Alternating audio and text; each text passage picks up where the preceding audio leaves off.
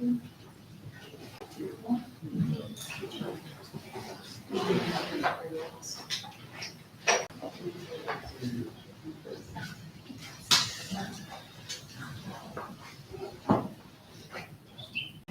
dropped out of my, I don't know how top one goes. We can be up to the Sorell folks.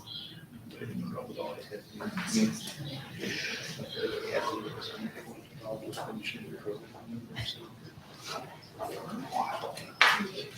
finish it.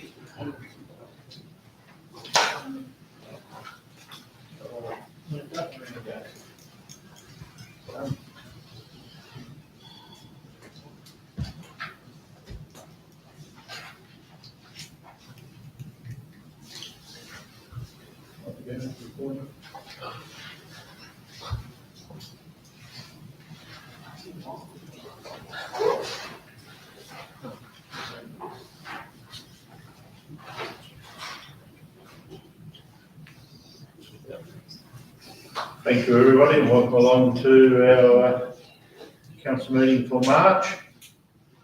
We have apologies to two councillors on leave of absence, Councillor Darcy and Councillor Williams.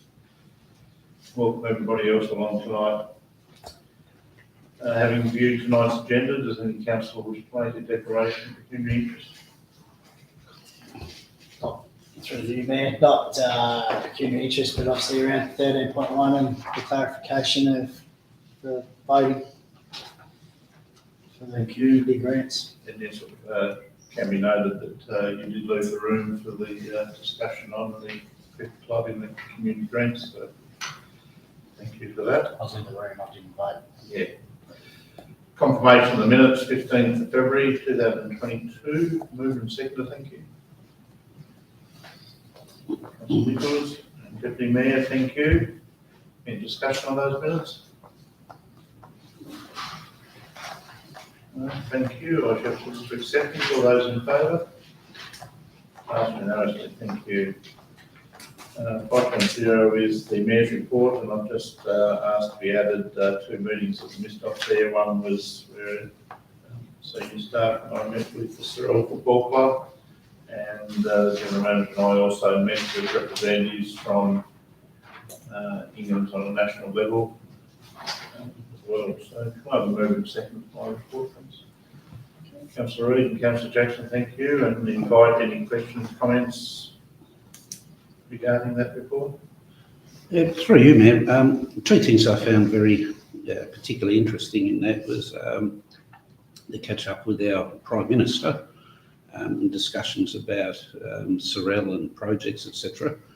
And also, so I was hoping you might just give a little bit more clarification on some of the projects discussed perhaps. And also, just the second part of that question, I noticed that you met the federal opposition leader too, and I was just wondering if there was any sort of contrast with him or any other things for developing Sorell projects with the opposition leader in comparison, that's all. Thank you, yes, very interesting to, first time I've met Scott Morrison, the Prime Minister, found him to be totally different than what I perceived him to be on television. He is certainly a much friendlier and in touch person than I expected. His wife was with him, and I found her to be a remarkably strong and sensible woman as well. I started off with 15 minutes. I think we ended up at nearly 25 minutes, and the main discussions was around our very successful SERDA jobs program and what was needed to make sure that continued in the future. There was a fair bit of discussion where the building required flowed into the future ability to fund what needs to happen on the site for the cultural precinct, history precinct. And then the last part of the conversation, probably a good 5 or 7 minutes, was about the changes in Sorell and the need for a larger number of childcare places. That was the main part of the discussion. Hopefully we'll be back when the election is called, and we'll get another visit at some point, but it remains to be seen whether we rate anywhere near Bassett and Braddon for Importance. yes. The meeting later on the week with Anthony Albanese. I have met him several times in past elections around the highway structure and the airport roundabout come transit centre. He arrived here with Rebecca White and Brian Mitchell to make an announcement that they were offering $1 million towards the building of the employment hub at the back here on the vacant land, and that money would be available from day one if the Labor government was elected. So that's a nice little commitment, which gives us hope that we'll be able to do that development now. There was a bit of general discussion, but it was very light. He was on a pretty tight time frame, and he was interested to discuss it with all politicians, regardless of Liberal, Labor, Green, or any other party that we can make contact with. We always use our little booklet of our municipality and regional projects that we develop through Sorell all the time. They all get a copy of that, and they all get explained to them all the different projects that we've got on the go. Thank you. Does that answer your questions? Yes, thank you very much. Deputy Mayor. Through the chair, yourself and staff met with Pitt and Sherry read the causeway duplications. Have they got any designs? Where are they at? Any issues? And is there a time frame?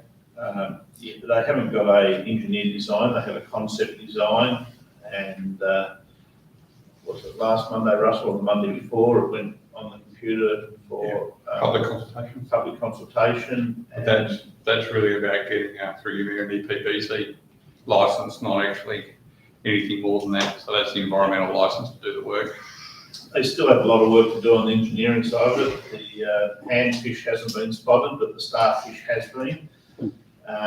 Different sides of the causeways on different sides of Midway Point, so they explained what they were thinking about having to do there. They've got a whole process to go through.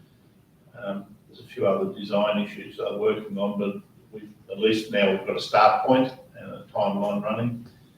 At this point in time, there is no even conceptual plan of what they'll do from the end of the causeway to Gibbon Drive. And if you think about it, it goes back to 2 lanes anyway, so they don't really have to do a lot in the short term. But that wasn't part of the specs on what they're going to talk about. It was noticeable that about 100 metres before the end of the causeway, although the causeway was the full width, look at the plan, you'll see it goes back into 2 lanes well before the pine trees to bring the traffic back into what it needs to be to move along that next bit of towards Gibbon Drive. Very early, but they were just, it was a courtesy meeting to bring us up to speed with a few issues. Have they got approval by the EPA? EPBC. Sorry. I don't think anybody lives long enough to get approvals from them. It's nearly always, as soon as you mention that organisation, it's nearly always a 2-year process of what they go through. And that was one of the main hold-ups with the airport design, because of, as I call it, the dead grass species that are already there in a protected area, and how they were going to operate with that. Also, in relation to the areas on this side of the airstrip where the signage and that is, that one that goes up along Pittwater Road there has some unique things that they had to look at. So that was one of the main hold-ups for all those parts being done as well.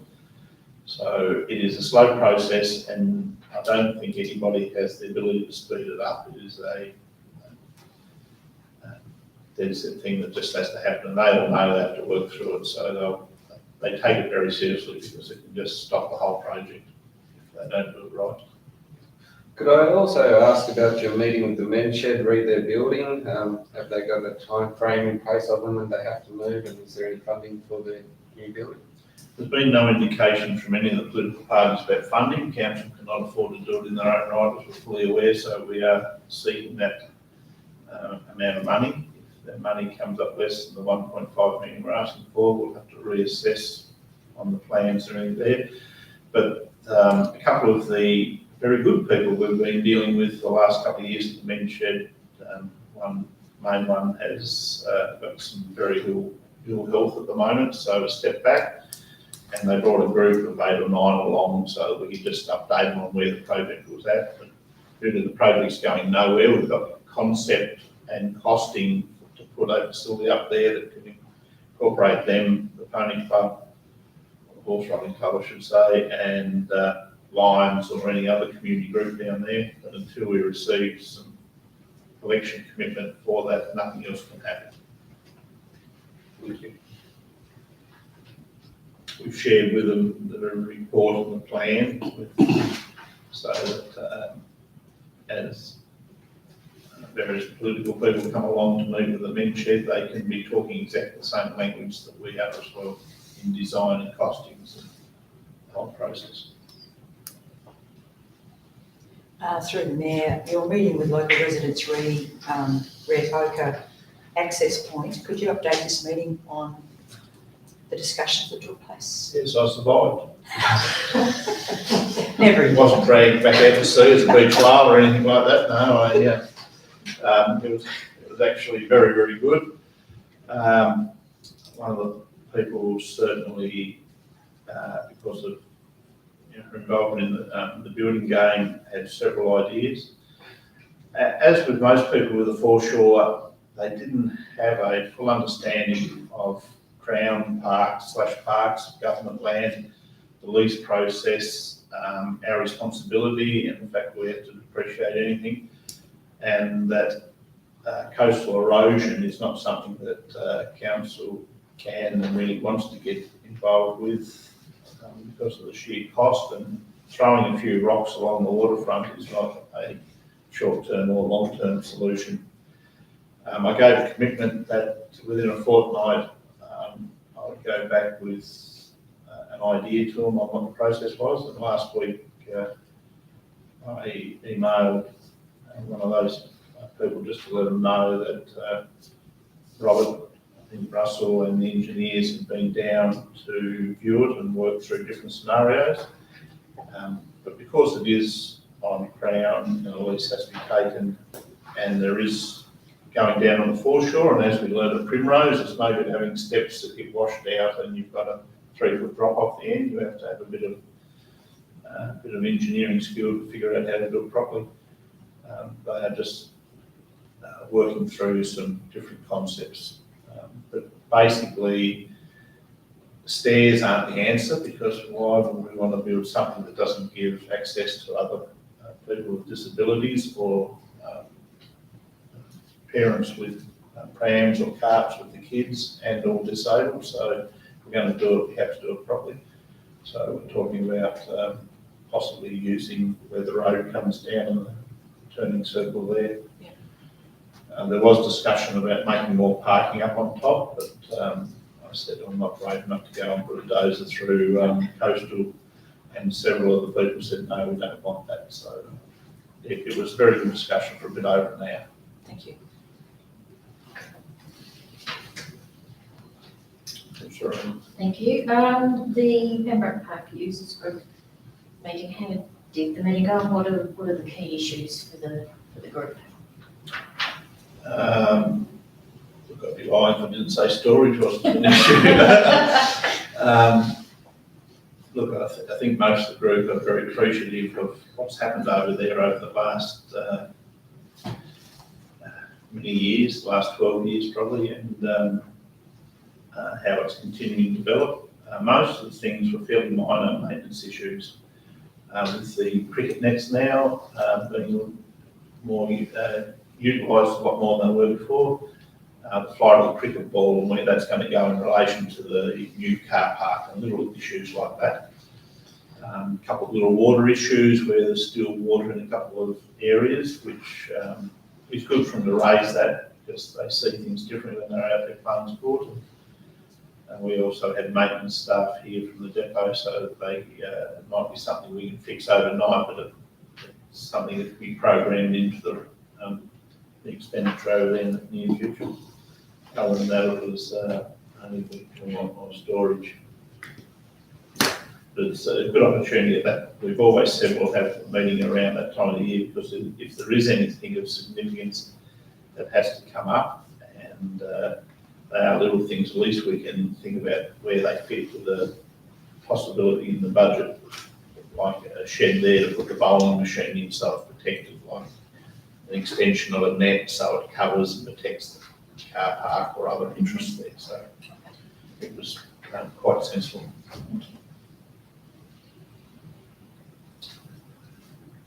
Councillor Trimmers. Probably a trivial one, but your tour of the bypass, Sorell bypass, do you know if there are any plans to put trees on? No, I don't. And I can't remember ever asking that question. I have spoken to the General Manager about what we may need to do as with trees as an entrance into, but no, I'm not aware of that. Would we be responsible for that? I reckon they would We handle want that trees pretty on. quick, yes. Right, okay. I think they're certainly wanting to handle the vegetation, any vegetation on the roundabout. That's our sort of Yeah, long-standing arrangement per se. okay. Oh, well, I'll keep that in mind. I've got to say, the two young men, I'm just starting to feel like I'm getting old when I call these guys that are supervising these jobs young men, but absolutely clever blokes. And we had those traffic hold-ups quite a few weeks ago now, but the pains that they went to try and minimise that, and yes, it got into a horrible evening session, but their options were to stop work at 3:30 and come back and probably have to take 2 days to finish what they was doing, or keep going for 3 hours and get it done. And it was very interesting hearing how they, with their workplace safety officer there and other parts of the firm, worked actually through the different scenarios. And yes, it was a problem. And yes, the communication was awkward when everything's happening under it, but it was good to know that it was a process. Quite a few local residents had actually gone around to their side office and started off being quite assertive, and had made comment to me that these people explained everything to them and they were more than happy with the process. So it was good to go and see that. Everything's progressing really well. Most of the things that are happening on both ends now are the linking up of the pipes, where they've got to dig a section, change the traffic, dig another section. And then after that, it really is cosmetic things that do take time to finish off, and they're still on track. They know they have to get everything sealed.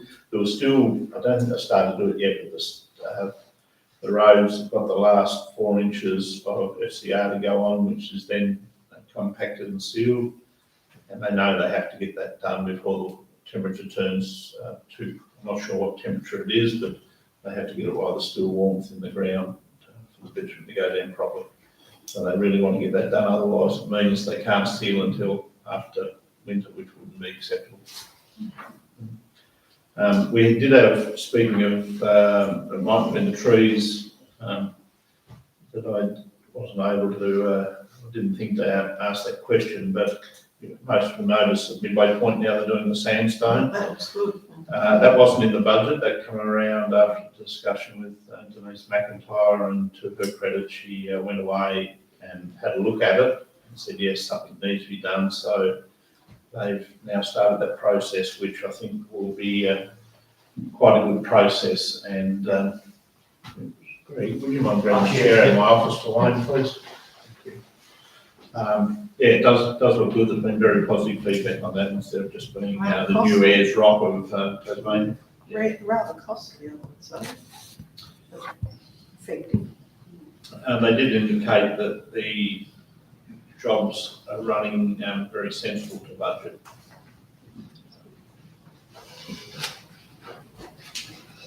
No other questions on that? One quick question, if I may, is it was good to have you along as an observer at the audit panel the other day. What did you think? Before or after I woke up? It was Look, I've been wanting to get along to them, and it just hadn't worked out, but in communications with the new chair, Karen Tillins, it was an opportunity to come along. found it interesting. I still have trouble that the mayor isn't part of it, from the simple fact that most of the things they discuss and talk about can influence the direction that a mayor might be talking to politicians or going in certain directions on funding and that. So I guess I'd like to keep coming along with those audit panel meetings to have a better understanding of some of the consequences of my actions in seeking government funding for projects. Luckily, everything till now I feel is necessarily part of the what's needed as infrastructure for this community, but you can really see when you look at Glenorchy and the issues they've had for the last 10 years with some of the money that has been dumped on them during election times, it is not always for the betterment of the community financially. So the way I take my role, I probably should have been going to those meetings. Wasn't aware that I could all the time, but I think that there's a lot of common sense in amongst a lot of that auditing of figures that I can probably understand my job a little bit better as well. If I may, I think that that particular meeting focuses more on the strategic direction and the checks and balances, planning rather than the figures. So that's a good one to be. Yeah, I absorb all that information, as you're fully aware, and I don't know how it comes out sometimes, but it's little snippets do pop up and help educate a poorly educated mayor.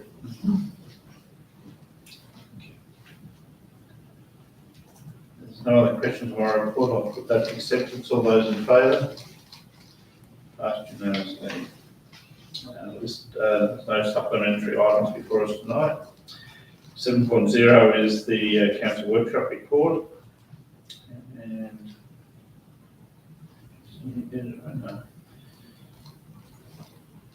departmental reports. Could I have a movement? A second for this, please. Councillor Jackson, Councillor Tronius, thank you very much, and invite questions or queries to the General Manager and senior staff. Any things in that report?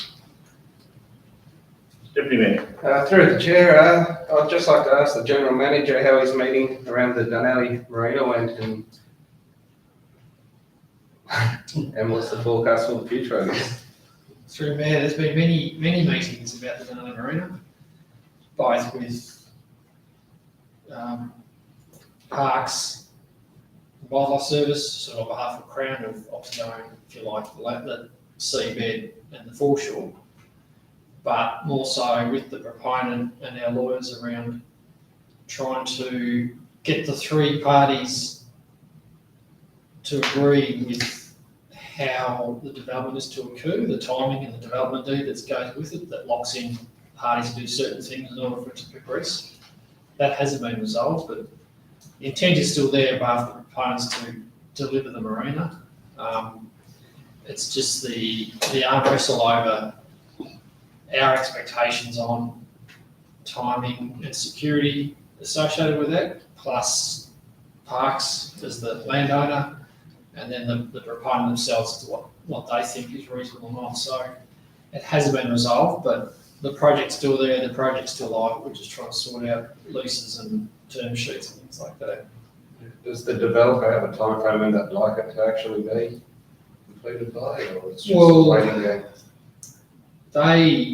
They've had to adjust their deliverable timelines because there was, unfortunately, the best part of the year's delay with the Crown trying to get the Crown lease sorted out. So we lost a lot of time with that. So they would have been probably well into it by now had that not happened, but we're trying to move on and extract out of the Crown a term sheet and a lease to us that they're content with. Then we will then sublease to the proponent, and with that we have the development deed we want them to sign up to, which basically holds them to account that they'll do what they say they're going to do, and if they don't, then there's a financial penalty, and that's where the manoeuvring's happening. Could I also ask about your meeting with Inghams and their land there? Yeah, through me, they're a new sort of strategic direction in the company, the national company. And just working out, I guess, options for that site, certainly wanting to continue its operation and just how they can make it a more sustainable business. Well, that function of the business, it's a mere drop in the ocean of what they're doing nationally.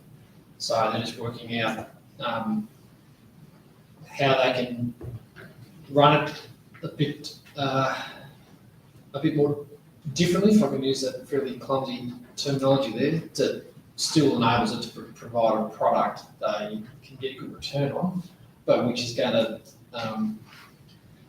have some positive effects with the market share for the type of products they're wanting to move into. So part of that is some of the site facilities that need to be upgraded as well, particularly with the sewer, and then from that, what's required with Taswater, which will probably prove a bit of a challenge, but also what that may then free up with the remaining land, if they can move away from having the on-site disposal of the true wastewater. So it was a good positive meeting and a good direction that they're going into. There's a whole new range of senior staff now with the company, so they've got more of a focus on how to get best benefit out of that site, which might inadvertently help us if we can get some land released, the currently underutilised land on the site. What is that land zone, these? It's actually zoned rural, and it's also outside the urban growth boundary. Okay, thank you.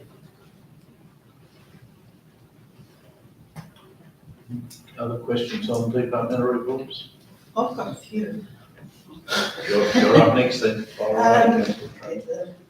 The Deputy Mayor asked the one on Ingham, so that's covered that off. Development options for the RSL, what are they planning on doing? They would like to alter their, I guess you call it their operating model, to make it a bit more contemporary and a bit more appealing to the general population. So they're looking at options to upgrade the site and also expand it, as in the Memorial Hall. So the Mayor and I met with the President and a rep a couple of weeks ago. Jess, myself and our consultant architect met with their rep this afternoon, around their expectation on what we can assist with by way of a concept design that they can then go to the politicians at the current election and try and extract. So it's all grant dependent. It'll be quite significant, the change to that part of the facility and include this upper room. And so just try and extract out of it some clear direction on what they would like to see it evolve into, and then our architect can turn that into a concept that we're content with, which also hopefully ticks their boxes. So they're not wanting to take over the supper room? No, it's that's what we yet to see, is how the site can be better utilised and set up so that they get better patronage of the club to help its financial situation, but also we want to make sure that whatever happens to that site, that how the supper room's used is properly considered as well. Early days. Not easy. Incomplete planning applications waiting to be assessed under the old scheme. Does that pose a problem? It's more, there's a bit of a flurry of people wanting to get their applications on the current interim scheme. Excuse me, in case with the new LPS that is less helpful for the development dreams and desires, so they're getting in, and there's transitional provisions so that if you lodge an application now and it's complete, even if the LPS comes into effect, you still have to assess it under the old scheme. Right. So they just, So there's a bit of pressure on staff too then?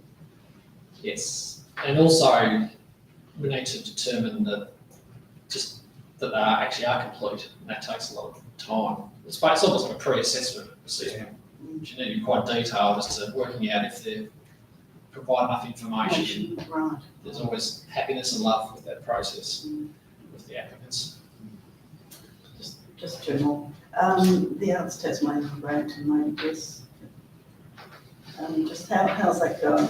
Consult with the consultants. Are you finding it interesting? Yes, Joe from Chelco and David, they're sort of working on the pre-planning for the project at the moment, and we'll begin to engage with the people that we've identified to interview in the coming month. And we're waiting to hear back from Constance Ari on the outcome of their expression of interest. Their call out for artists to produce work. So I'm just ticking along in the background. How long is it expected to? It's supposed to be complete by the 30th of June, but we may need to request an extension. Just one more. The recycling centres, maybe. There's a bit of concern down at Dodgers with the recycling centres and overload down there and possible pollution. Greg, or maybe Greg. Yeah, you're talking about it later on, about the right, possibility of withdrawing the services there unless right. things have changed dramatically. So Greg's here to talk about that as well tonight. So if you'd like to, we can do it all in one go later on if you're content with it. And the hard waste, that seems to have increased in popularity, and some of it's still around the streets. They obviously didn't book. Greg, if you had a response to that? Yeah, obviously, we had a little bit of a curveball with the contractor being in COVID isolation, and it was the biggest ever hard waste we'd had with us, 1,700, so we've got about 8,000 on property, so you do the maths, there's a pretty high percentage of people put it out. So we worked with the contractor to be a bit more flexible, because we're getting a problem with it sitting out there for longer. People were dumping stuff on there, making the piles bigger, but then there are also some people that hadn't booked, so it was about the most challenging it's ever been for hard waste, and we're still starting to catch up with a few that are sitting around. So what do we do, this has happened before, what do we do with those who haven't booked and the stuff is still out there? I've seen a number of them. It can be a difficult situation where people will sometimes say someone's dumped something outside my house, and then in those cases, look, we'll generally get rid of it because we can't prove one way or the other where it's from. If someone doesn't book it, if it's put out and haven't booked it, and we say, well, you haven't booked, take it back in. But there's also those difficult ones that customer services get where people are saying, oh, there's someone's dumped stuff outside my house. So often There's one right at the entrance to Sorell, I think. So look, in cases where people put it out, our compliance staff will go to those people and say, look, you haven't put it back in. But if there's generally a complaint that's been dumped, and we get lots of rubbish dumping complaints, we generally have to deal with those. I think, to be fair, the contractor probably took more than they should have done as well, a lot more than they should have done. And we've got to sort that out as well to try and help out. I think you're quite right, there will be putting things onto piles. There was a lot of feedback, because it was sitting out for longer, rubbish attracts rubbish, and you're getting bigger and bigger piles. Thank you. Interesting that the sheer size of it though, in regards to the municipality, 1,800 out of 8,000 is a staggering amount. Councillor Jackson, you had a question? True. Just wondering our appeal for 394 Arthur Highway, whether the Tascan have actually seen it as a minor amendment. Just wondering if there's any feedback on that. Through Mayor, no, they haven't Indicated either way. ruled, I believe, on whether it is, in the first instance, a minor amendment, let alone if they agree with the fact that it's been issued. But still, they're still trying to potentially negotiate an agreement with the access side, which is only part of the appeal, but I haven't spoken to Caroline for quite a while about that, but I haven't seen the correspondence come through. I saw it got advertised. It was the end of the month, they're going to do something from Russell. If there's No more questions then. I shall put the departmental reports for acceptance. All those in favour? Passed unanimously, thank you. There are no petitions before us at the moment. And 10.0, we have no need to have an extra DAS meeting, so there's nothing there that we have to do. 11.0 is governance. 11.1, South East Regional Jobs Hub Draft Incorporated Association Rules. Can I have a mover and a seconder for that? Councillor Reid and Councillor Jackson, thank you, and open up the floor for discussions.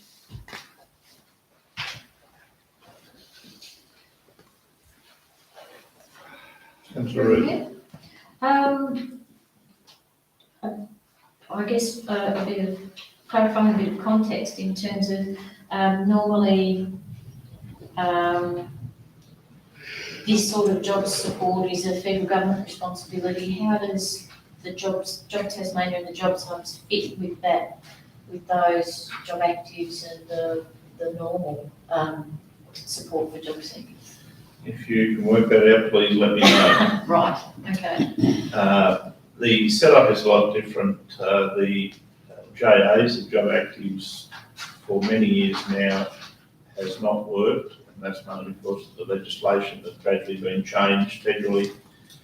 And state government and the federal government have a fair commitment to regional areas to make various jobs hubs work.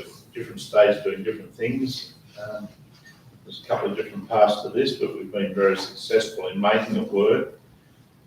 Jobs Tas, we hope, will be a link somewhere between the regional efforts of each of the hubs and the JAs, but a few legislation things have to change. And instead of them seeing us as the enemy, who sees us as part of the solution that can actually work with a lot more flexibility than they can, at the end of the day, they still get paid for filling positions that we are creating or energising or talking to people about. So they still have their role, we still have ours. Ours is mainly a focus on local people, local jobs, stimulating the local economy. And the state government has a very, very large commitment at the moment to this sort of thing. But we're finding it also flows over into a lot of localised issues like mental health and just the well-being of the community and getting people retrained and into appropriate level jobs.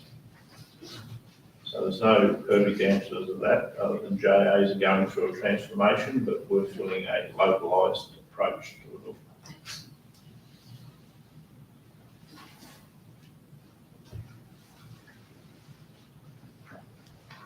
This will, of course, allow for CERTA to have the separate side of it, which allows for government funding to continue for the Jobs Hub program without being subject to the existing CERTA, where changing mayors or general managers can dramatically affect the ability for that to operate potentially. So this allows for something off the side that stands on its own 2 feet to take the government deeds and still operate under a independent model. One more question, if Fire I away. may. Further to that, Sorell Council's been auspicing in effect the development phase of it, really, in the last couple of years. But this new governance model, it stands on its own 2 feet, as you were saying. What are other regions doing, or are they really where first came off the rank, so to speak? No, it originally Jobs Tasmania, and before that it was schools. We're looking to duplicate our model around the state, but as all things that are good, politics gets involved and they start throwing money at all sorts of different areas. And I think the catch cry for the last 2 years has been we're going to copy CERTA. Brighton, or South Central, that represents the 4 councils over there, have gone a long way to duplicating the CERTA model. Most of the others have developed hybrid models that are yet to produce results. It's caused a bit of chaos through Jobs Tas because instead of having one model with certain flexibility for each region, now they have probably 7 different models that they're dealing with, different setups. Certainly through the kindness of our general manager in taking a lead role and Jess in making sure that we ticked all the compliance boxes. It's grown to a stage now where the 5 different funding sources that we pulled together to make it happen is no longer sensible or appropriate, and that's what the government recognises. But we didn't have a government model outside of Sorell Council to stand on its own 2 feet. This will give us that. And hopefully we'll maintain our position as the leader in this field in the state.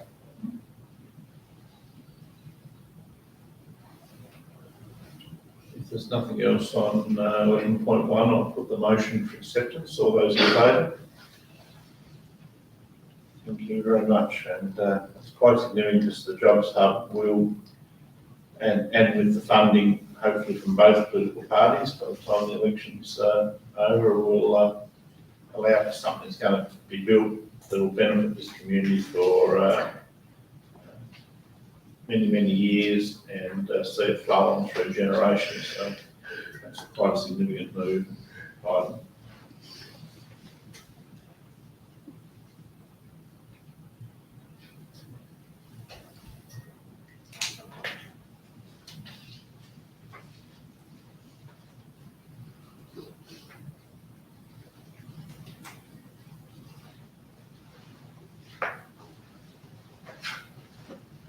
Good thing to see.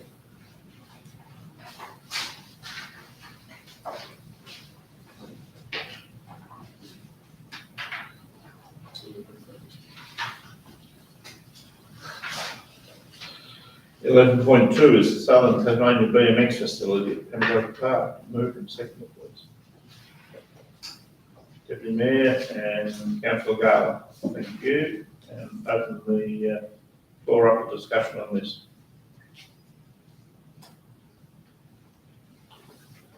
Deputy Mayor, thank you. Very exciting to have this opportunity in front of us of having a state national BMX track. Certainly Pembroke Park, we want a variety of sports in the regional hub. My issue is for a club to be successful, they need to be able to make revenue, and we've got no form of a kiosk in this plan for them. Is there potential of having that included, or at least keeping a space relevant for that to go ahead? Well, through me, this is a bit of an unresolved matter with the club, so I raised that with them a while ago. In as much as obviously we've got the stadium effectively next door, at the side of the car park, which will have a canteen and a bar and a little function space in it as well. But certainly the way the club's operated to date, that kiosk function's been a real key part of their revenue generation. I was in it with them a few months ago. It's quite a good little setup inside there. But it's something we haven't yet properly resolved. We've got a new operations manager for Pembroke and all our community facilities, so I haven't really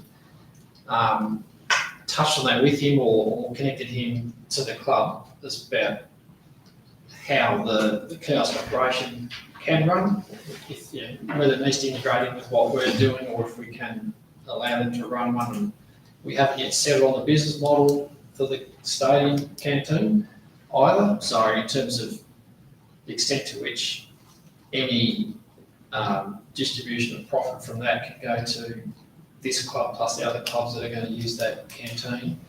So it's unresolved.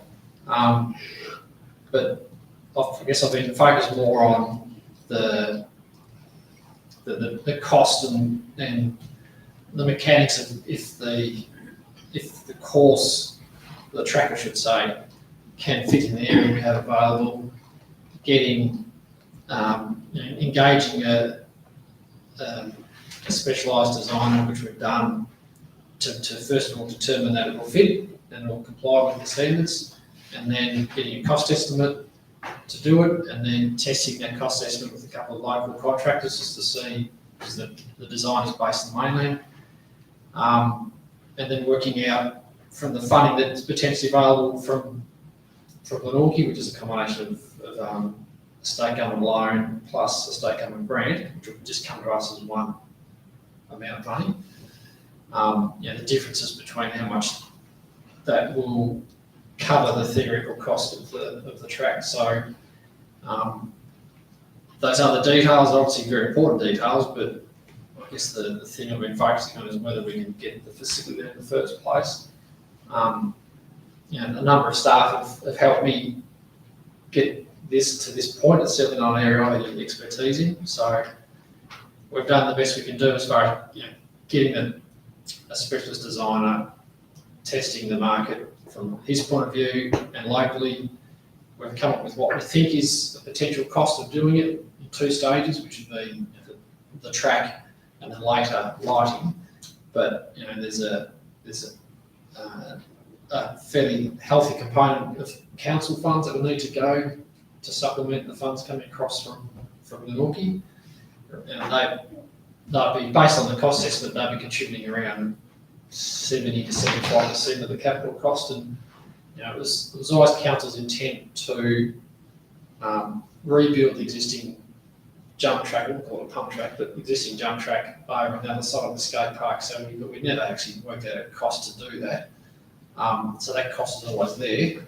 But obviously this was an opportunity that I had no crystal ball ability to see that was coming our way. So that's a case of working out based on the strategic intent of Pembroke Park, the available land, the funding that's coming with it, how much we still have to chip in. There's other operational matters we're still yet to resolve with the club if this comes to fruition, not only the kiosk, but what user fees may be attached to it as well. And they're able to supply some elements themselves. They've got a start gate facility plus timing, plus they have some poles that potentially could be used to light poles, and even to assist with their storage needs, there may be the ability to use a couple of containers. So the concept, looks good, but I'm just probably more concerned that if the toilets, the first aid room and the change rooms isn't practical that distance, if that's going to end up becoming an extra cost to council, even the size of the car park, if that's a shared facility from outdoor soccer and an indoor sports stadium. So I don't want that budget to go too far, or if you don't work on that. Yeah, through me, that's something I spoke to the club about for my first meeting with them. Was the reason that site is ideal for us is there's a brand new, as yet open stadium that's got a myriad of change rooms, first aid room, a proper kit, effectively a commercial kitchen, a bar, like all the supplementary facilities that they would need are in that stadium, plus the parking. If we were had to provide all that as well as, there's just no way we'd be able to make it work. So. And is this for community use, or will it be fenced off and just for club use? The intention would be, it has to be fenced to comply with their standards. Obviously, so you get a ramp BMX through a spectator, particularly if I'm riding it. The intention would be that it is open for public use, but obviously at the time when the competition's on or the club needs to use it, they have a booking for that, so they can secure it. The nature of the track is that it's constructed to a particular standard where it's asphalt corners, it's a pile on the surface of the gravel for the straight. So in theory, it doesn't require much in the way of maintenance. So just the general public use shouldn't have too much of an effect on it. And the alternative was that it gets fenced off to the extent that no one can use it unless they're part of the club. And I just don't think that's really useful, and it's a bit of an underused facility that type. That was discussed with the club early on about they didn't have any expectations that it needs to be locked up solely for the use. It was more a case of if the public can access it, then their preference would be that council would do any maintenance, because obviously it's general use, whereas if it was locked up, then they would undertake the maintenance themselves. But the nature of the track would be that, in theory, it shouldn't need much more than just basic maintenance by virtue of how it's going to be built. I notice there's a few things there that still need to be resolved. That I'm reading the point one of the motion is to authorise the general manager to notify the Norfolk City Council confirming Sorell's council's in principle support to facilitate. So are you thinking there that you've still got to work through those issues and that covers that? Well, through me, yes, it does, but also it's to enable us. What we'd like to do is, if council resolves as per the recommendations, we let Glenorchy know that we have in principle support for it, and that they need to do what they have to do to transfer the funds across. But really, until we go to tender, which we'd like to do this financial year, that's when we absolutely know the costs, and we are, based on the work we've done, we're certainly hopeful and confident that it should be. That's why we had those estimates done. And I guess it would only be at that stage if something really dramatic happened with the tender costs that we'd have to consider our position. But for the purpose of keeping the project moving and showing the intent, then the recommendation is tries to achieve that. Councillor Jackson, and then we'll come back over. So, obviously there was an article in the paper, the Mercury on the weekend, sort of talking about this and things like that. I'm just wondering, is the BMX bike track happy that it will be relocated down in, obviously the Sorell municipality, and, in terms of that, also, does that mean obviously regular club weekends, state titles, and then is the national title part of a circuit that it's here annually as well? Do we know those sort of details, and are they prepared to keep running that sort of stuff? Yeah, through me, all the information about how the existing facilities run and how the competition operates, I've got from the club members themselves. So the view of those I've dealt with, the majority of whom are here, were really positive. I guess the proximity of the site to the whole south anyway, how accessible it is, and the fact that it's a flat site can accommodate the facility. Plus, we've got the stadium with all the ancillary components in it as well. So, I didn't get any negatives about it being a Sorell per se.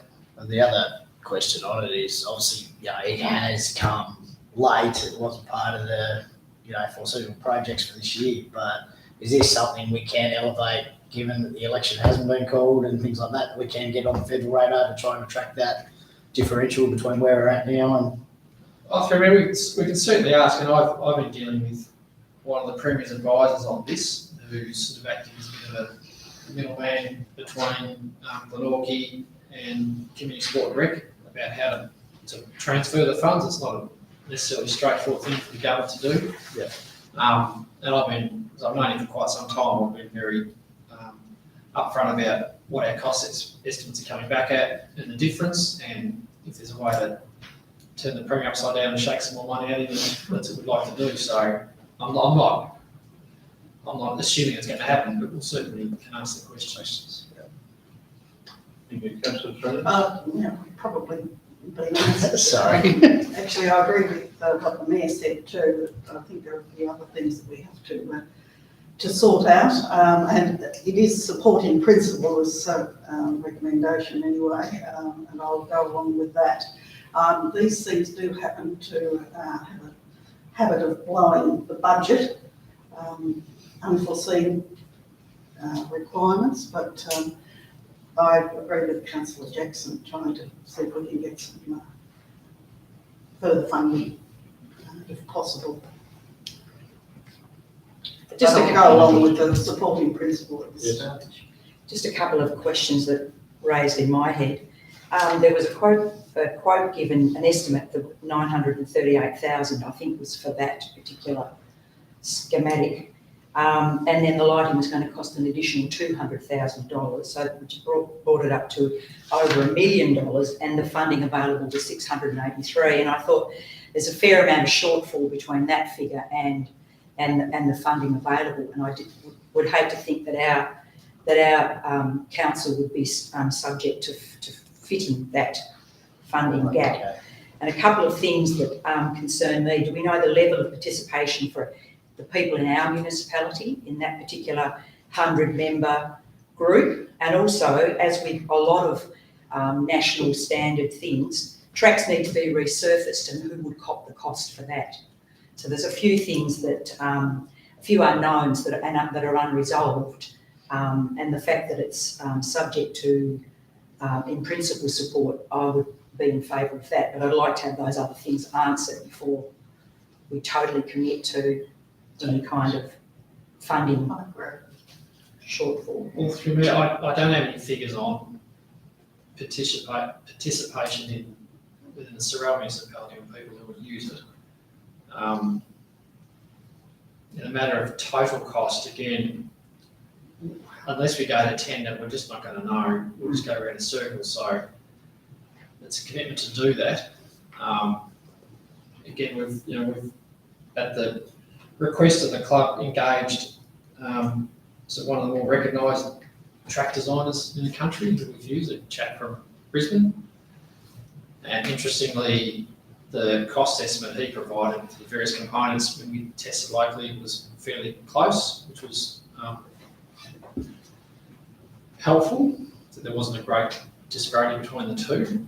But intention would be, in terms of the future stage, as in the lighting, that's a matter for another day as far as how that will be funded. The intention would be that this thing can work, that the facilities are built, conduit would be provided underneath the track at the time, so that later on the power supply can go in without having to obviously dig up the track again. So it'd be set up in such a way that there's no further disturbance for a future stage or stages.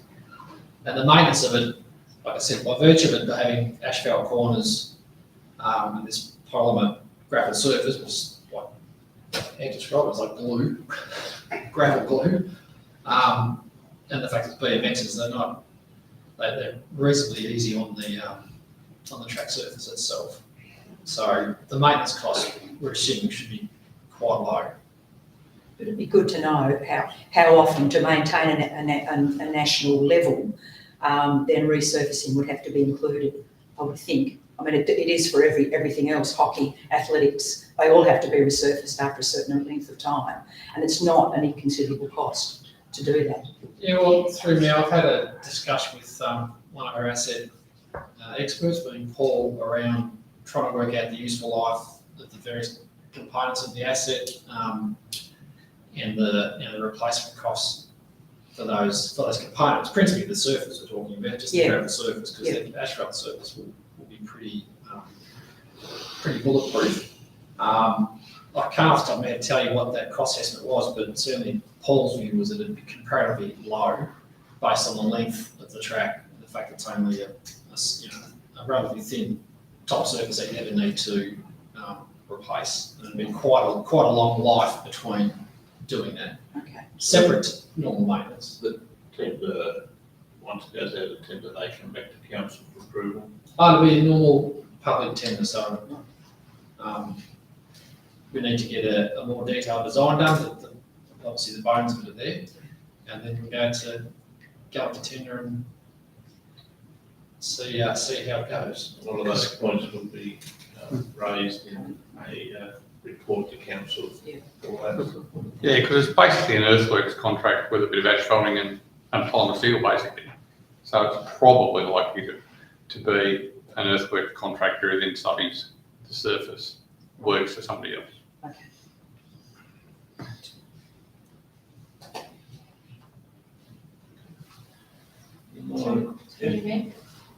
Do we have on page 88, it mentions the Pembroke Park master plan and the original users definitions for that site. Do we have any indication of the impact on those other users, or Well, they certainly asked the Pembroke Park Users Group, one of them, previously associated with the tennis, and the answer was that they can be accommodated elsewhere on the site, when and if the money's raised for that. I suppose that's another way to put it. So all of the other users are part of that user group? Yeah, correct. Yeah, cool.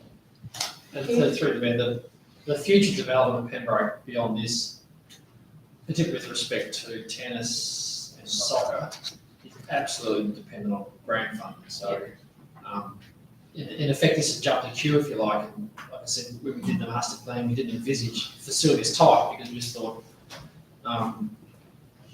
obviously starting where it is over at the Norkie there, or Berrydale, and, the fact that funding can come with it, it's an opportunity, I think it's absolutely worth pursuing.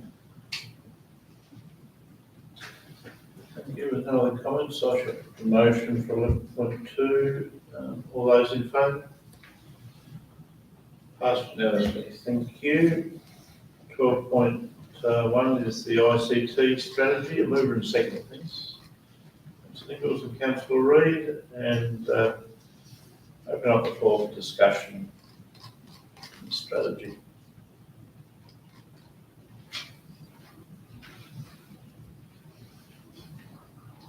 Councillor Reid, yes, I was As I expecting say, one, yes. It's a yes. must-have, simple as that.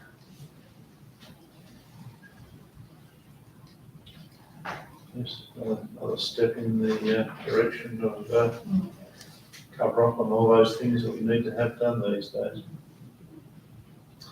All right, so there's no more discussion on that. I shall put that motion for acceptance. All those in favour?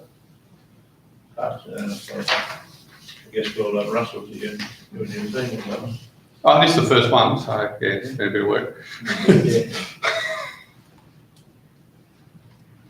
14.1 is the executive summary financial report. Oh, I missed one, haven't I? Sorry, community grants, I jumped over there, simple page. 13.1, community grants program. Yes. Thank you. Second, Councillor Nichols. Very quick. Yep. Further work's been done on discussing these, as was raised by Councillor Jackson, where he set out on the discussion on the cricket club. But, is there any other discussion required on this at all? Comfortable with the decision made, I'll put the vote. All those in favour? Passed unanimously, thank you. Now, 14.1 is the executive summary financial report. Mover and second, please. Councillor Nichols and Councillor Reid, thank you. Open the floor up for discussion regarding the performance. Note that in the first bit there, variances greater than 10,000 or a variance percentage greater than the 10% we reported to, so I guess simplify the process for finance. And that also went through the audit panel that was discussed.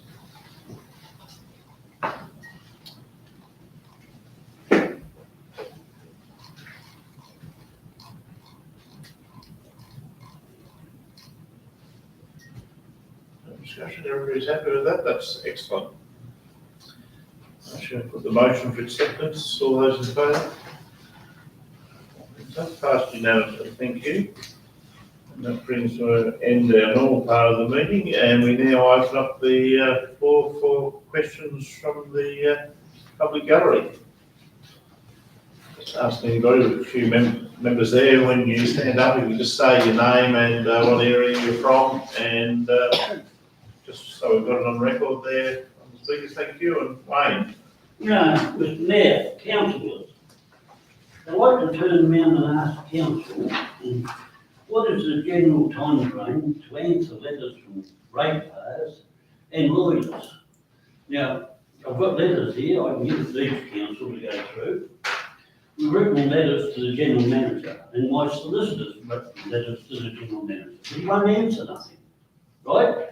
Now, you was asked not to trespass on my property for your council servants or your staff, right? Now, you have not answered the letter. Now, you've kept on sending people onto my property on Paulina Road. Now, you're trying to acquire my property, and I said I wasn't interested. Now, we had letters from the floor here at the council meeting. You was going to answer the questions written from the floor. Now, you haven't even answered that. So, what's going on with you? You're the general manager. My solicitors wrote you a letter. Did you get another letter this afternoon? You did. So, are you going to answer that one? So I tell you what, I went to the police today And if you send anyone else up onto my property, hydro, surveyors, anyone, I'll charge you with trespass, right? And I won't be suing the council, I'll be going after you. Because you has had letters sent to you and you will not answer anything. So I don't know what's going on, because I told you in the first place, my land was contaminated because I had an oil storage depot on there, right? Now, the valuer valued it at rural, and I told you it wasn't rural, it was industrial, and it was contaminated, right? But you didn't take any notice, and I had 2 meetings in here with you, and what did you do? You couldn't find nothing. Your other staff on the other side couldn't find nothing either. But my solicitor sent you all the stuff, so why couldn't you find it? So you want to bury your head in the sand, and I'll fetch it onto you this time properly. 30 years ago, I had a court case with you over the same thing, and I got back real with you. And I told you in the first place, you better do your own work, because I told you I'm not selling you the ground. You ballsed up on Stokes' side by not taking the ground off them. My ground's got nothing to do with it because it's not a subdivision. It's an old title, right? Then, this week, you had the hydro out there cutting the tops out of the trees. And I asked the blokes out there, who authorised this? This come from the Sorell Council. Now, why would you chop the tops out of the trees when if you do acquire the ground, you're going to doze them out? Now, is that good value for money? Who's authorised this? So who's going to put the hand up? Thank you, Wayne. You've raised a whole heap of questions there. Because of the accusations and the nature of it, I won't ask the General Manager to respond, but obviously it's in the hands of the General Manager of the legal teams. Thank you. So thanks for your comments, Wayne. So what are you going to do? Are you going to answer your questions that I've sent to you, or what's going to happen? Well, hang on, takes me like it. There's a statutory process that's occurring between our solicitors and yourself and your solicitors. But I haven't had any solicitors correspondence from you yet.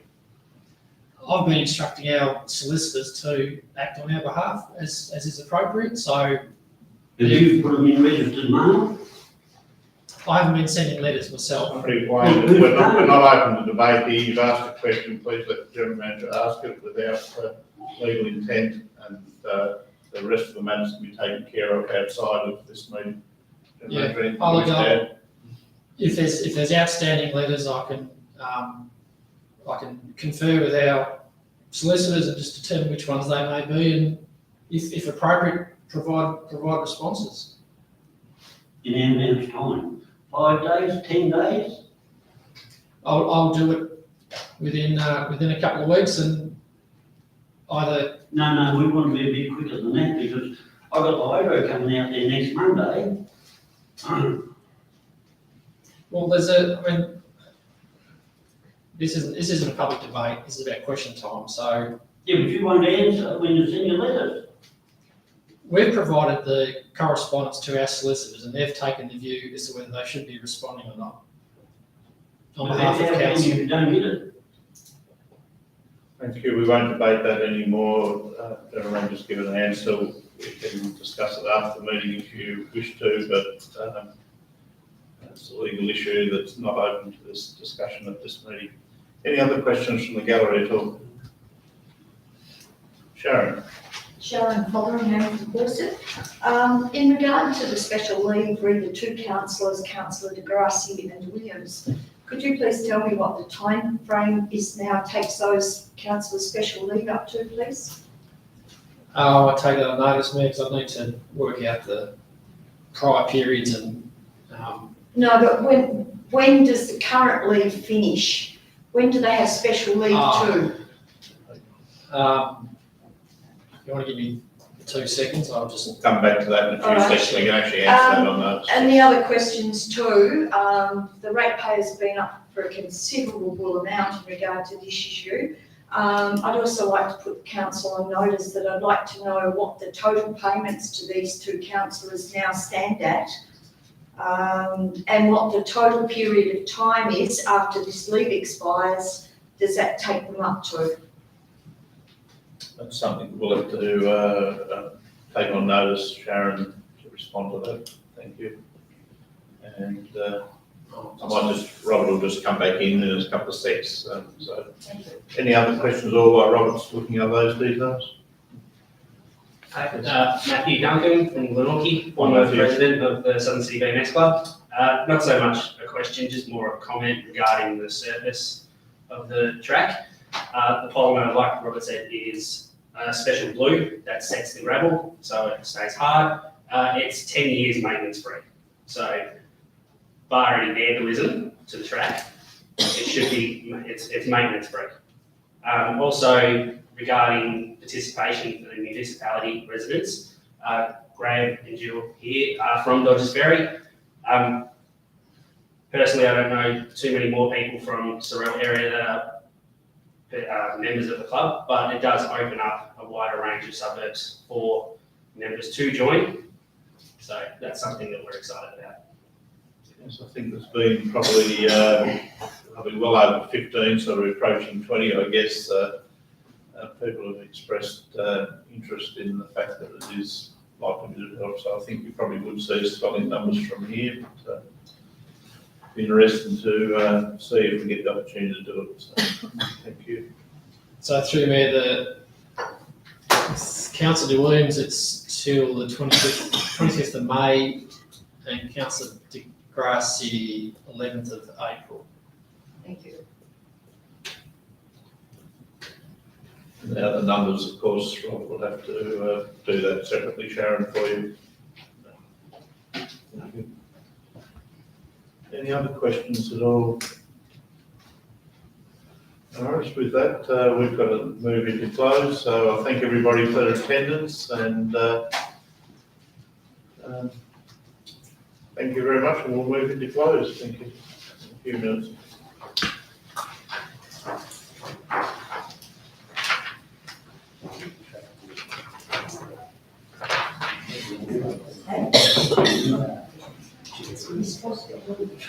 You mind? Yeah. I'll give you something to read. Thank you.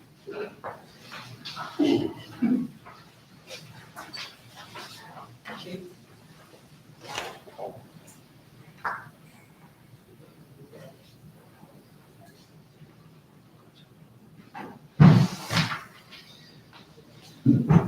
you. So we're moving second to move us into close. Thank you, Deputy Mayor and Councillor Jackson. Take that, that everybody's happy. Yeah, that's right. Sorry. I didn't get who. Deputy Mayor Jackson. What the fuck? We'll come back to that. Come back in time. It's like the water. It's off? Broadcasting. Sorry. Is it We're on? not broadcasting. Oh.